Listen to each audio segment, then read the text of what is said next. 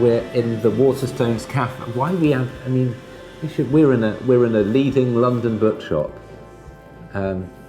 which, I mean, they're basically all just barista training zones now.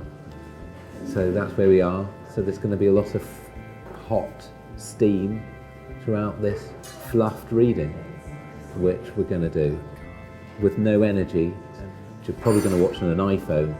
And if you get 40 seconds through this, congrats, because you're going to be, I mean, if we ran an algorithm on this, you're going to get a spike and a drop.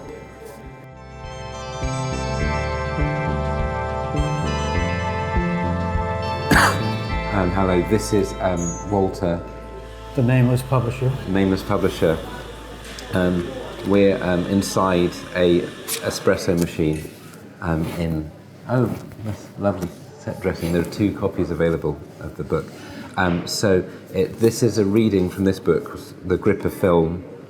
How would you describe this book? Because I found myself unable to...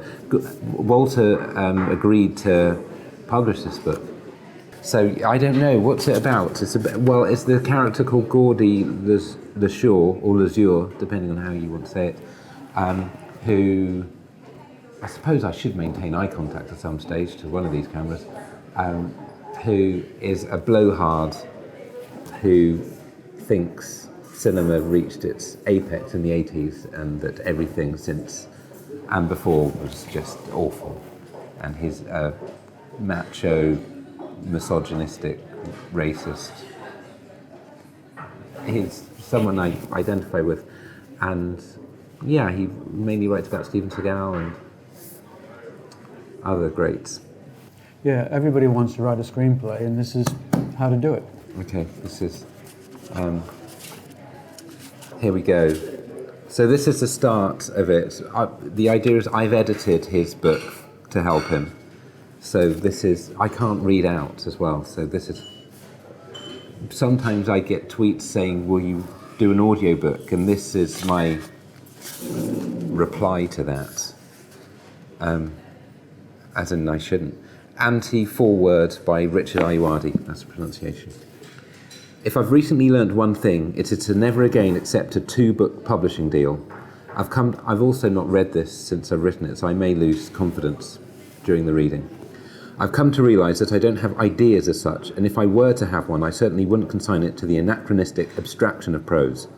I am technically able to write out words, having attended school most years between the ages of 6 and 9, but I'm never certain when or if they are in the right order. There's a footnote here. Or if they're even words, sometimes they look like demons, end of footnote. But as I became more and more celebrated as a visionary filmmaker, my management squad thought it would be wise to fend off the inevitable gush of unauthorised biographies, however flattering, that would soon flood the market. That gushy flood, like in Vol 1 of the Bible, never happened, but my advance had been cashed, another copter was in the hangar, and my bleach shares had plummeted. I'm really working the lens here, by the way.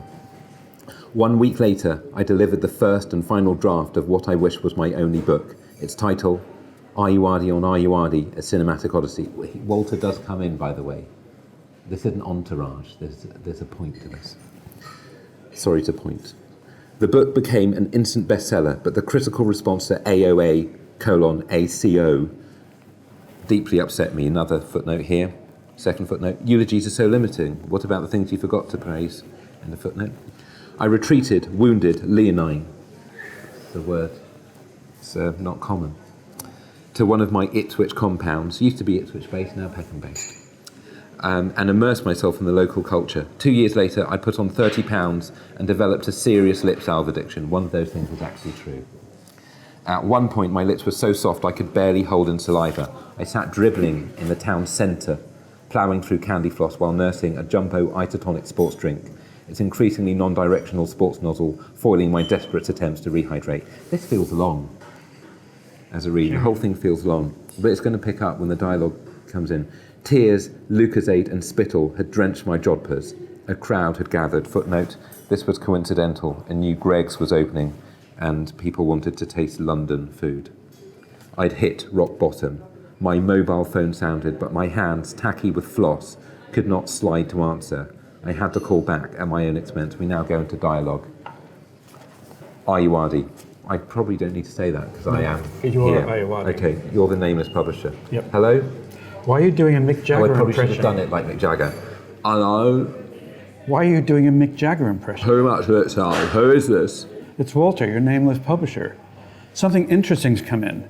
It concerns one of those books that tell you how films work. I'm going to drop the Mick Jagger voice now. You mean an A to Z of film, one of the many definitive tracks that hubristically claim to unpack long-held principles of movie narrative? That's right. We're really excited about it. But there's a problem. Hit me. Well, I'd rather tell you. I've temporarily quelled my desire to strike you. You're the nameless publisher. It's your pom-pom party. I don't know if that's an obscure reference or a malapropism. Welcome to me. Well, the problem is that the book which you've just defined so concisely is written by someone who no one's ever heard of. Try me, but please don't end a sentence with a preposition. I'm a serious literary voice. His name is Gordy LeSure. And C. Very good. That was the first time that I heard the name Geordie LaShaw. It wouldn't be the last, nor the penultimate. Shoot, I wasn't even halfway. My nameless publisher, sensing the aridity of my creative well, was offering me salvation by presenting Geordie LaShaw's book, i.e. writing this anti-foreword and adding some intermittent but admittedly prescient footnotes. I could rid myself of my contractual obligation and settle most of my dry cleaning bills. But what started as a job for hire turned into an opportunity to drink both personally, intimately, and greedily from the private fountain of a master. That is my latte. I'd like to thank Geordie for engorging my well and for wetting its perimeter with his uniquely salty waters. But this isn't my book, it's Geordie's. So let's hear a little bit more about him, except with regards to royalties, which are split more or less equally in terms of that. So that's the start. And if you think that feels long, wait till you read the book, because that thing drags. God, you'd wish you were never born. Here we go. We don't need to do that again, do we?